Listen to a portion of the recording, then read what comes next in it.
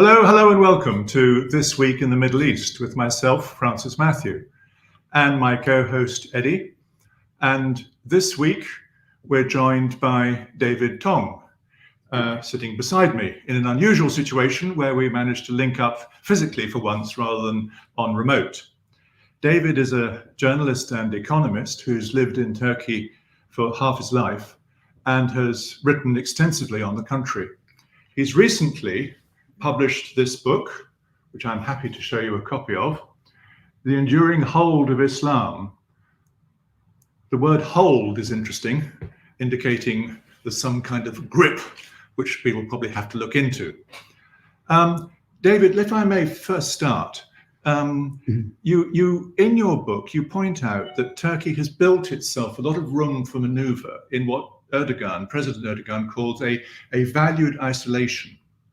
So it seems able to dance between Russia, the EU, the Arab world, the US.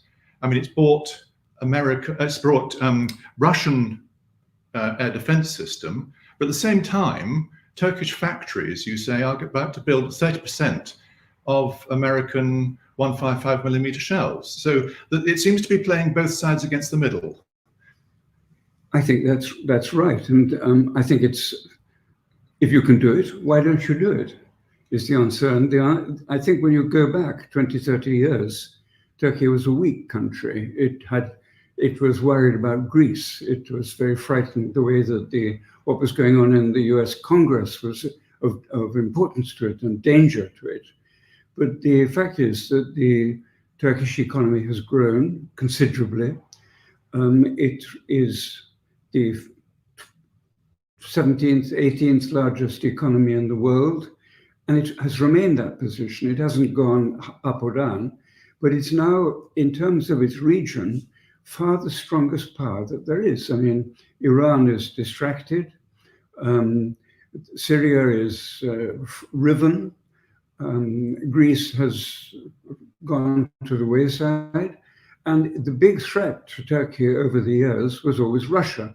They fought 12 wars, and Turkey lost too many of them. But at the moment, because of the Ukraine situation, and even before, Russia is a much diminished country. This leaves space for Erdogan, and he is doing the best he can for his country to exercise his power. That is not being done through charm and through the sort of old school approach of the cultivated diplomats of the 20s, 30s, 40s. It's being done by much more transactional diplomacy, where you see what you can bargain with and then you push. And when it comes to the European Union, if the European Union is not giving you what you want, and it's not in terms of membership, and then you say, well, what can we do? We've got rather a lot of refugees. Europe doesn't want refugees. Well, that has kept Europe quiet for 5 years. So when you read about Turkey from the outside, you read about the sort of currency manipulation, chaos in the central bank, and I got the impression it was a much weaker country than you're describing.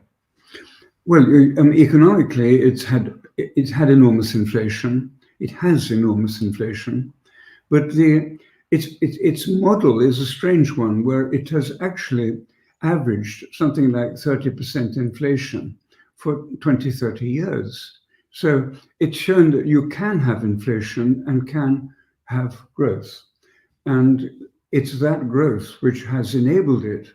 And it's the focus on things like defense industries, which means that in the past, you see, it was subject to embargoes by the US Congress, and they are still applicable for some limited areas like upgrades of its F-16s.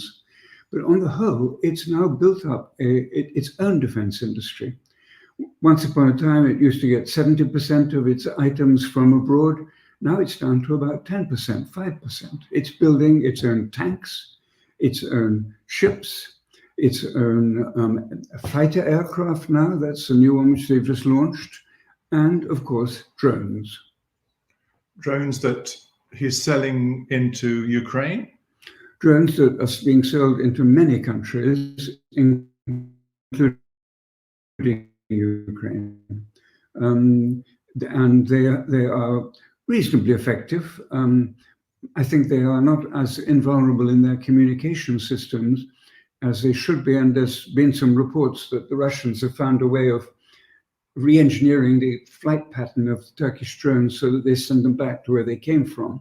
But I think that on the whole, those drones are still a significant weapon of war, and one which Turks are continuing to develop. Despite his relationship with Russia? Well, the relationship with Russia is something far too complex for me to understand, and I've tried it for many, many years. There's gas. Turkey depends on Russian gas for something like half the natural gas it uses. There's the development of its nuclear industry. There's a power plant being built in the south. And there's also the fact that Turkey has troops in Syria whose position depends on air cover from the Russian Air Force. So all that's there, that vulnerability is there. And yet at the same time, Turkey is supporting the Ukrainian military and insisting that it is a member of NATO, and has been giving more support to the Ukrainian military than is often publicly said. It's doing that, and yet it's allowing a massive sanction busting to go on.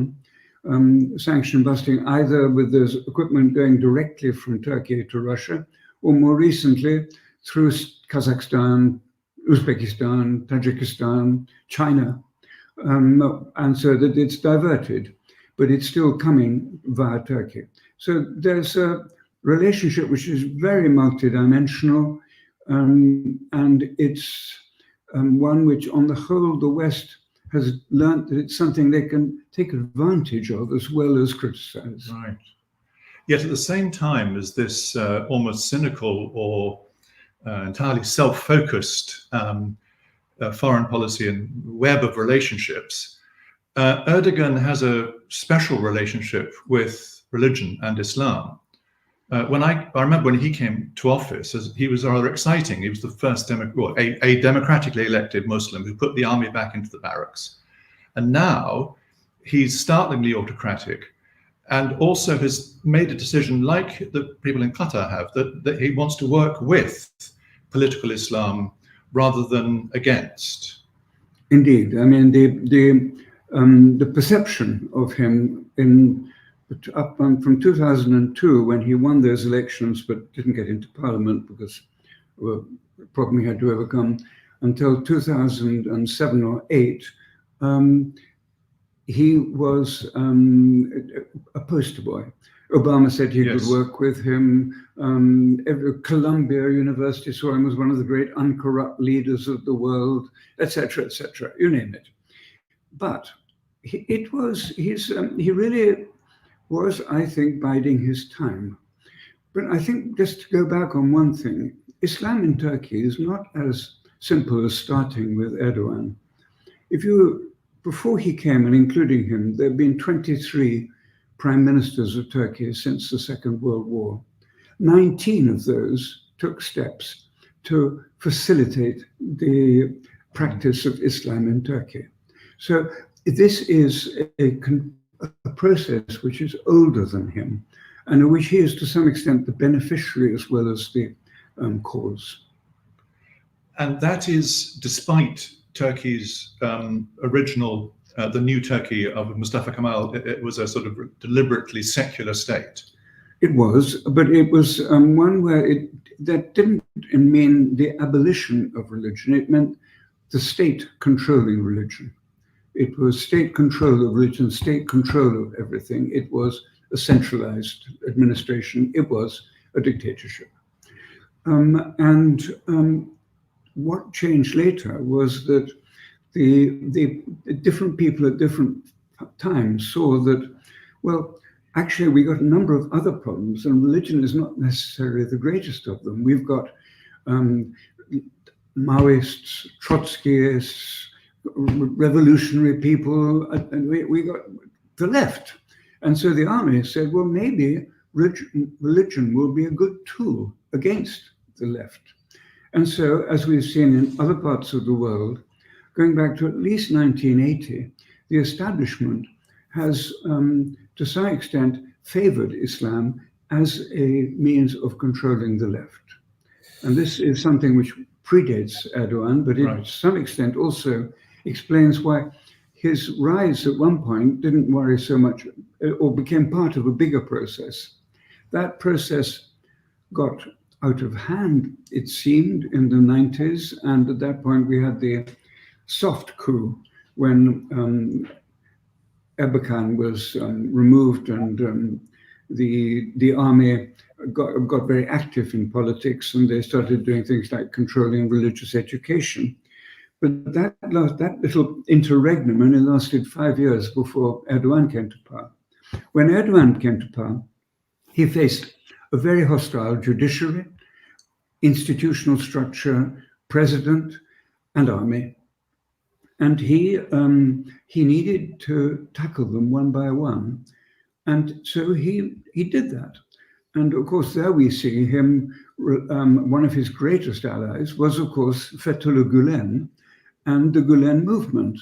And he took advantage of the presence that the Gulenists had abroad in schools and in their foreign and diplomacy, and of the newspapers that they had, the radio, the access to the public. He didn't have a mass movement when he came to power. It was a very young party. Right. And so the Gulen was a very helpful ally at that point. But Gulen had his own agenda. And when it became clear that his agenda clashed with that of Erdogan, that's when we get into the troubles of the 14, 15, 16. Before we plunge there, Eddie, is there anything you'd like to come in on? Yes, thank you, David. Very interesting, the complexities of Turkish politics. It's baffling in many respects, enigmatic nation. I can't help thinking that we're soon going to have the 600th anniversary of the fall of Constantinople, which was signaled really the dominance of the Ottomans, and they became a European power. And then in 1923, we had the Treaty of Lausanne, which created the borders of what are now Turkey, these two seminal dates. But the role of Islam always seemed to be grossly understated and underestimated by observers. And I followed the reporting in over many decades, and it was never taken seriously. The reporters for years never took Islam seriously. They said, no, Turkey's a secular state. They're like us, they like bacon sandwiches and go for a drink. But I remember meeting Turgut Özal. Remember him? When he was president in 1992, and we were talking together. And he was, even though he founded the Motherland Party, he was sensitive to the Muslim population, and he seemed to believe that Islam would be a uniting influence in the vociferous Turkish Republic, as it then was, with a history of military coups, very, very radical and left-wing movement, and of course Turkish separatists. Have I got that wrong? I mean, you seem to suggest I haven't. But not at all. I think Turgut Özal is a very important figure, but he's also a mentor and to some extent a spiritual godfather of Erdogan, because the great mentor of Turgut Özal and his brother Korkut was a priest in Istanbul, what do you call him, Hoca, who taught at the Iskender Pasha mosque called Kotku, Mehmet Kotku. And he was the Erdogan, Özal adored that man. And eventually, when he died, and it was that man, he ran one of the Naqshbandi orders, sub-orders, which became known after the mosque he taught at, called the Iskender Pasha Mosque. He used to go and had an intimate relationship with Turgut Özal. And when he was at the State Planning Organization in the 1960s and 70s, he would go to Ankara and he would do seminars with them and religious seminars with them. And later, Erdogan used to go and continue to attend the lectures at that mosque given by the successors of Kotku. So we have a long tradition of which Özal is part of it and which leads to Erdogan. Erdogan is grounded. He's very grounded in the reality of the Islamic debate in Turkey. It's one of his strengths. He's very grounded in the Turks' sense of their own history and of the way that the West may be a source of technology and money, but it's also vindictive, avaricious, and expansionist. Yes, very interesting. You say that. Sorry, Eddie, go ahead.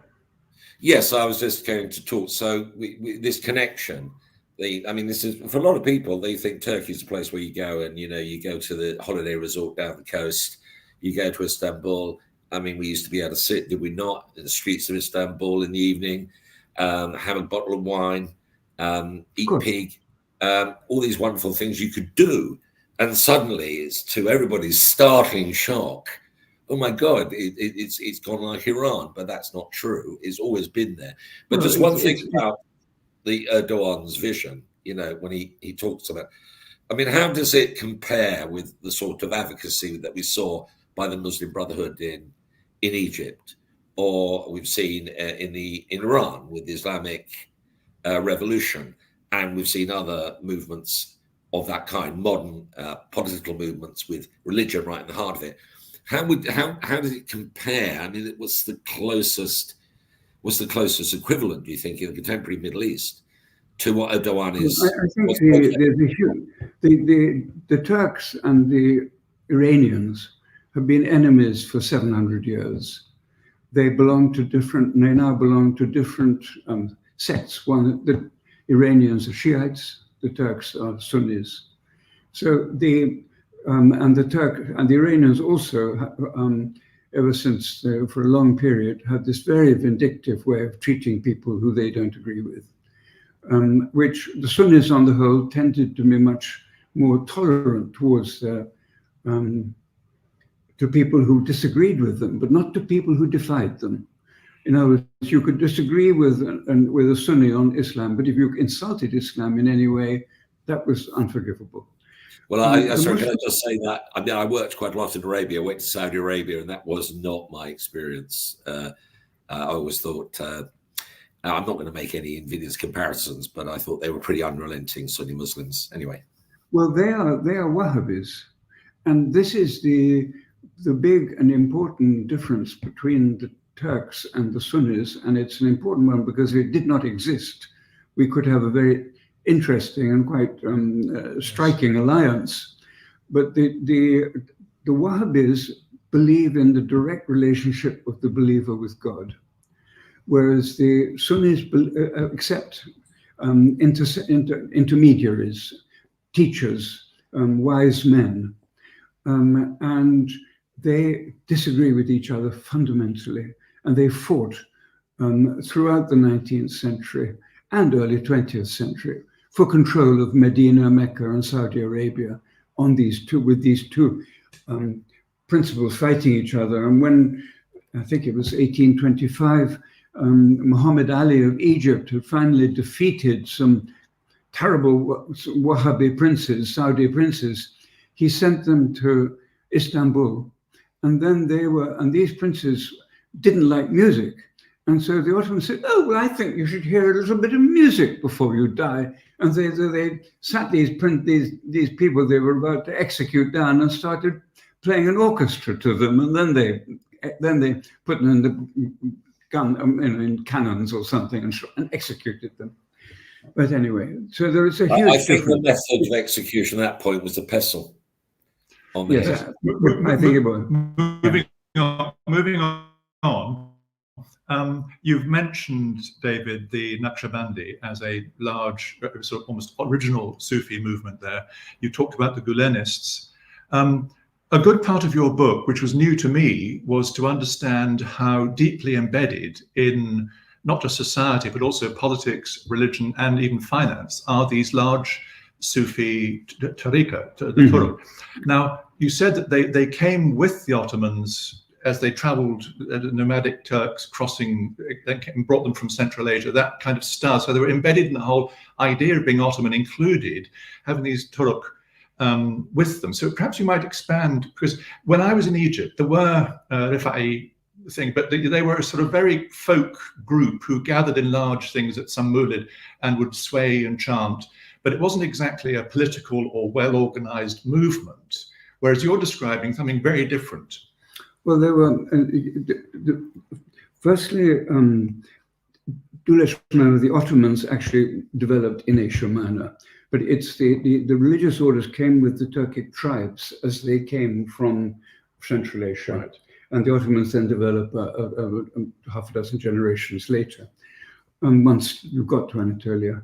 But these different religious orders came there, and there were many of them. It's finding one's way between them is quite a complex process, and many of them were very important for a very long period. The whirling dervishes were not just a matter of people playing music and going round in a circle. They were very rich landowners. They were very important in the court. They were the great musicians and poets, and they kept the Persian language alive in the Ottoman Empire. They were a very important cultural phenomenon. And there were others, the Helveti, who supplied many of them. Every single Turkish sultan can be associated with one of these orders in a fairly convincing manner. Now, these orders were cracked down on by Ataturk, by Mustafa Kemal, in 1925, and their lodges were closed down and their goods were dispersed, and it was a terrible cultural loss. It's a bit like the dissolution of the monasteries in Britain. You took over a lot of things, but you lost a lot of things because there weren't places to keep them. The museums which were meant to house these objects hadn't yet been built. And so a lot of people got very rich, and a lot of culture and heritage was lost.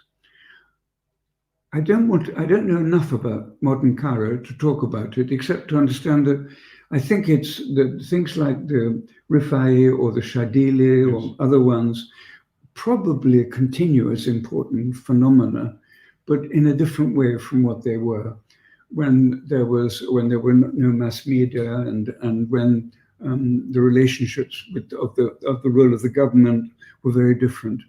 But certainly in Turkey, most of these old traditional orders have disappeared, and only the Naqshbandis remain really of any role in the governance of the country. That's the extraordinary phenomenon. And one must remember that the Naqshbandis, to go back to a point we were talking about earlier, are not the most tolerant of the religious orders. Many of the others are much more tolerant. The Naqshbandis are hostile to the West. They grew up at a time when India was being ravaged, Muslim India was being ravaged by Britain and France.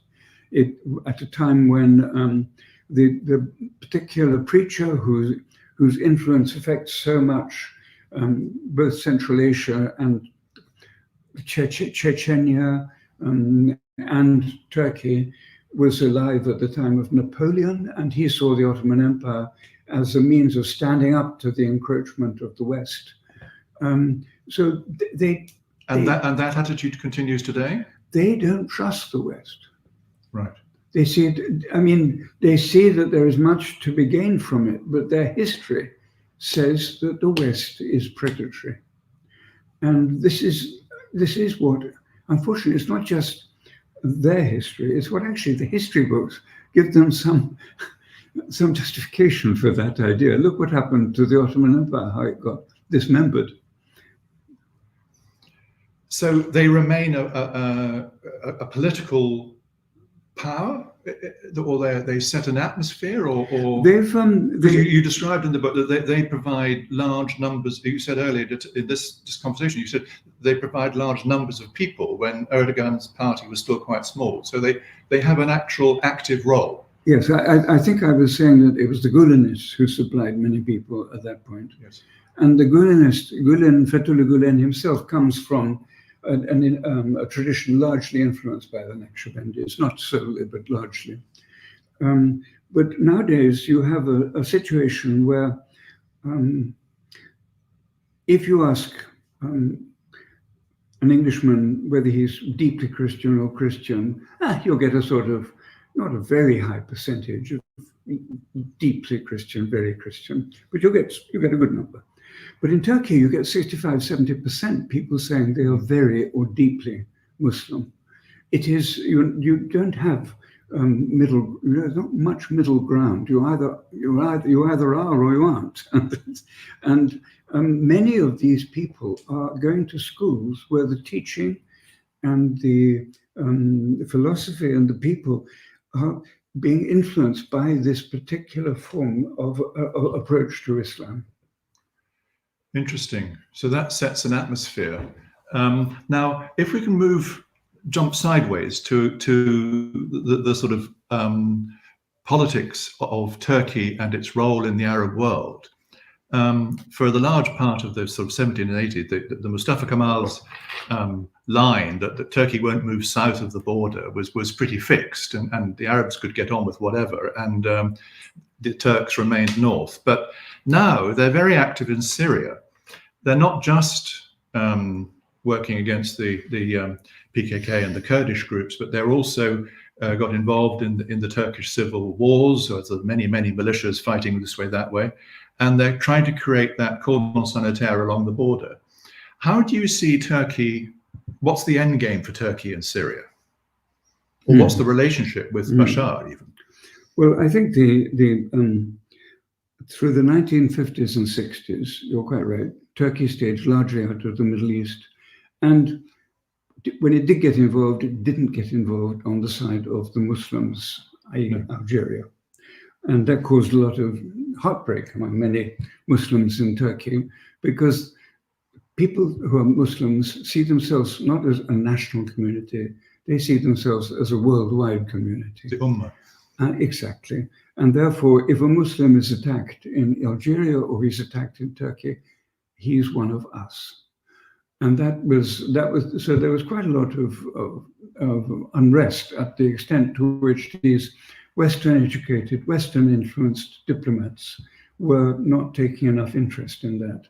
So Erdogan has quite a lot of support and understanding when he takes a more involved area and a more interested one. But originally, Turkey had a whole series of ambitions. It looked on itself as being able to potentially even bridge the gulf between Sunnis and Shiites, or being able to set up free trade areas and to do a whole lot of things. There were many ambitions in the early years of the Erdogan movement until about 2010, 2012. Then it all began to go wrong, really, with the Syrian war. And then Turkey suddenly, from being such a good friend of Syria, begins to start supplying weapons to the regime's enemies. Why was this? I never quite understood. Was it a calculation that Erdogan knew that Obama would like that, and he wanted to get some brownie points in Washington? It was never quite clear, but certainly Turkey suddenly started having its own agenda in Syria. But it was at that stage working with the more, well, there's so many gradations, but it was working with the more Islamist militias rather than the secular ones. Yes, exactly. It never,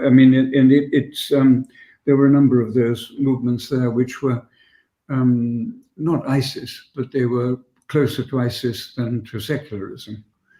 And the other part of the story there, David, which obviously is the Kurds, the Kurdish story. I remember going to Istanbul several, from about 2808.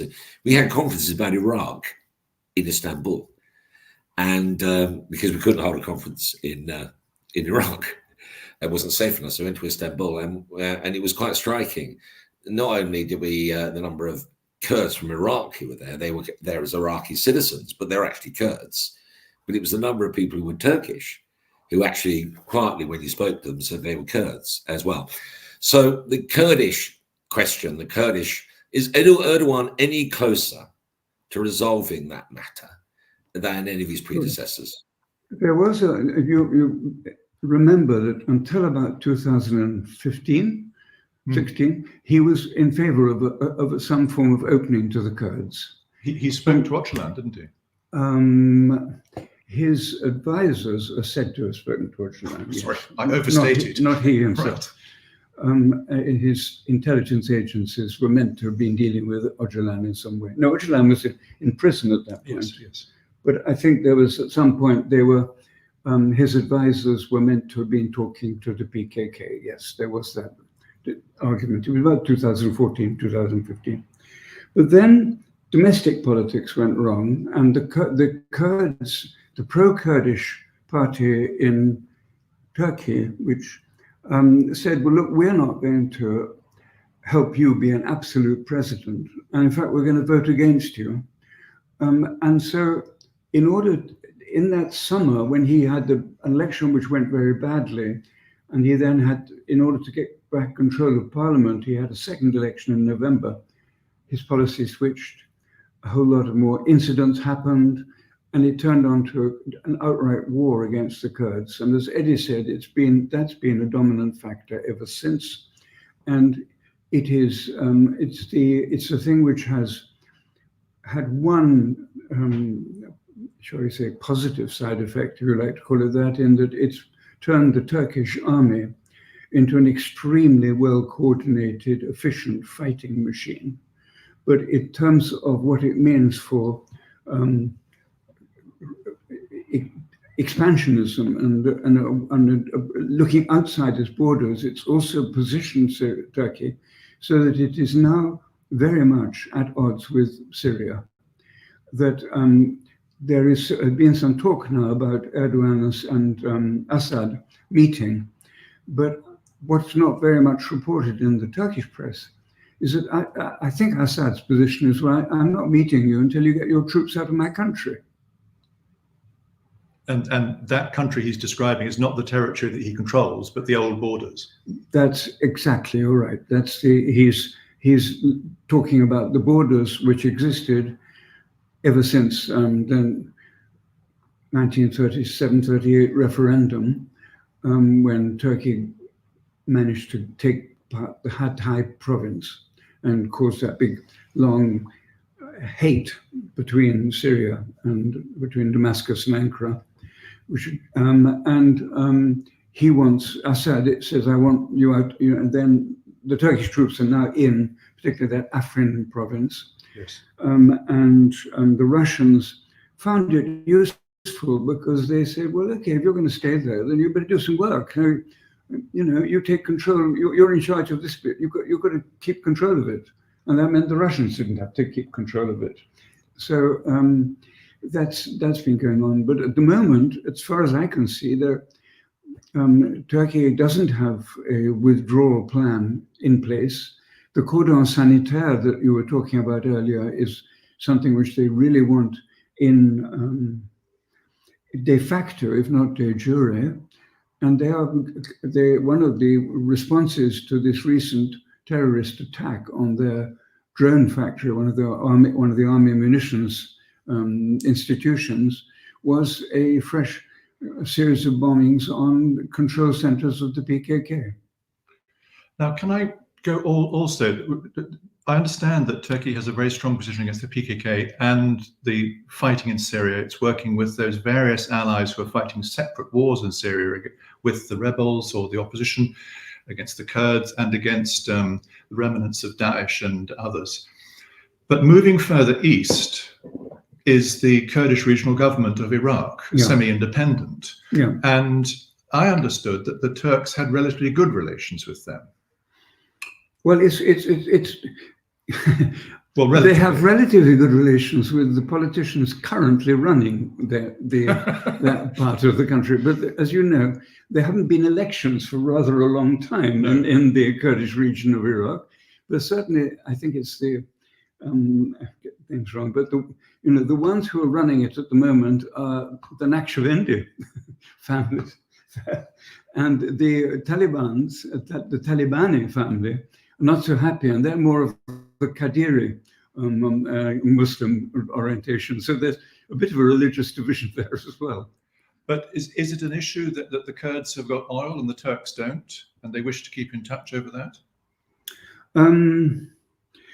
Well, it's Iraq's got a lot of oil too. I mean, but at the moment, the Turks were benefiting in that oil was being shipped from the Kurdish regions through Turkey to the port of Ceyhan, and then going into international markets. But for some time now, those pipelines have been closed, and there's a dispute because Turkey has apparently been allowing that oil to be exported by the Kurdish region without the authority of Baghdad, and Baghdad is now trying to get it. It is saying, look, we are the government. We decide what gets exported. It's not a regional responsibility, and you have to fall in line with that. So Turkey has, I think, reprioritized its relationships with Baghdad over those with the Kurdish region. Yeah. Eddie?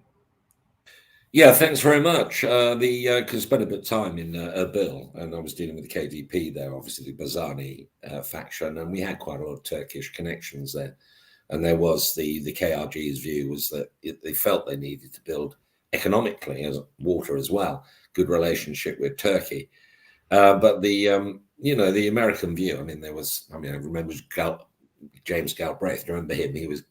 He would come in and he'd call for a Kurdish state, which is toxic for Turkey, the idea of a Kurdish state in northern Iraq. And so, this completely unresolved issue right in the heart of the Middle East with these common borders, it just goes on and on. So it doesn't seem like Erdogan's got a solution to that one, does it?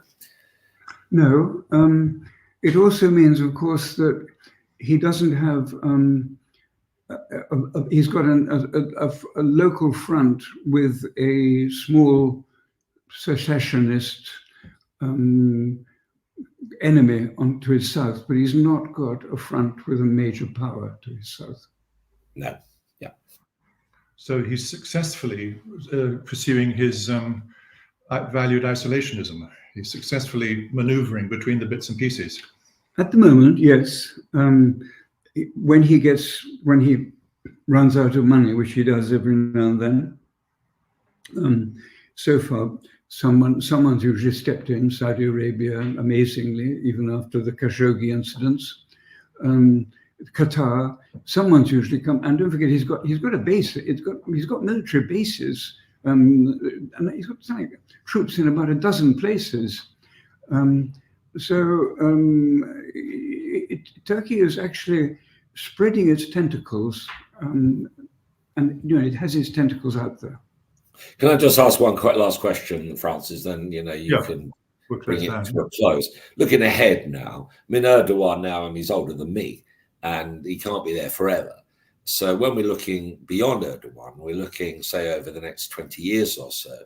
What is your core forecast for the future of Turkey? Same as, more of the same, a big inflection point, maybe more Islamic politics coming in? What is your core forecast, David? Well, it's terribly difficult to say. I mean, he is such a towering figure, and like many towering figures, he doesn't like tall poppies. So when there are anyone else around him who looks at all potentially threatening, they don't last very long. His son his younger son is nice enough. It's very difficult to see a dynastic solution, and it's also probably we are going to have elections, and if you don't have a single unified factor like Erdogan, he is vulnerable at the moment. It is just possible that if the opposition gets together and the right fails to unite properly, that he could even be voted out of office. It's just possible. The likely alternative, the most current, it's like a man called Ekrem İmamoğlu. He's quite religious himself, but he's, he's not a person who's going to impose his religion on others. But I think the fact is that Islam is there. It's going to stay, and we need, when we look at the future politicians, to accept that they will have some relationship with it. And just as we accept that people in Western Europe have some relationship with Christianity. And so even if Erdogan goes, well, when everybody goes, do you think that the policies he's developed of this sort of Turkey on its own, working between Russia, the US, EU, Arab world, would that sort of continue?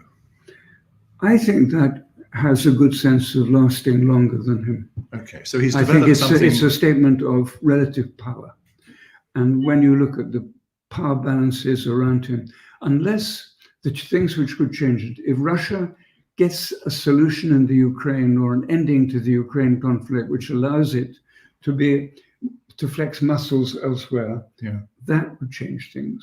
But I can't see anything developing in the countries to his south which would threaten him. But these ideas were there before the Ukraine war, so they could easily continue after. Yes, but he was constrained by needing to appease Russia more then. Okay. He's less restrained by Russia now than for a very long period. It's very interesting that his ideas may survive himself. David, thank you very much. Fascinating. Very good indeed. Pleasure. Eddie? Very good. Cheerio. A fascinating conversation. Thank you very much. I'd like to have spoken more about it anyway, and some future opportunity, Dave. Anyway, so thank you very much. God bless. Goodbye. Bye. Thank you. Great. I say my own farewells. It will stay on the screen this time. You've heard a lot of things here. Some people might agree with what David has said, brave people. Some people might disagree. And please plunge in, give us your comments. We like to hear what you say, and we value them. So thank you very much for listening to us. Assalamu alaikum wa rahmatullahi wa barakatuh.